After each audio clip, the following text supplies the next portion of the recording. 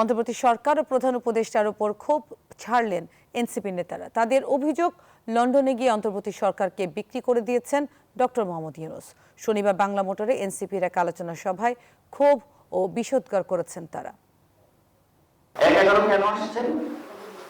কারণ বাংলাদেশের যে সিচুয়েশন, এই সিচুয়েশনের মধ্যে দিয়ে সরকারি দল বিরোধী দল একসাথে বসার কোনো পরিস্থিতি নাই। রাজনৈতিক দল বহুদলীয় যে গণতন্ত্র বলা হচ্ছে, বাংলাদেশে কখনো বহুদলীয় গণতন্ত্র হয় নাই।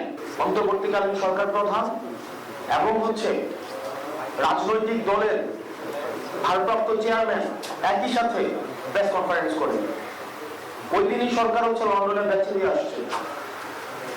সরকার, এই অন্তর্বর্তীকালীন সরকার ডক্টর মোহাম্মদ ইউনূস, ওই দিনই সরকারটা লন্ডনে বেঁচে দিয়ে আসছে। এক্সট্রিম মশার কয়েল প্ল্যান্ট ফাইবার দিয়ে তৈরি, তাই সহজে ভাঙে না, সুগন্ধিযুক্ত ও নিরবিচ্ছিন্নভাবে জ্বলে। ডেঙ্গু, চিকুনগুনিয়া বাহি সহ যে কোনো মশার বিরুদ্ধে দেয় এক্সট্রিম সুরক্ষা।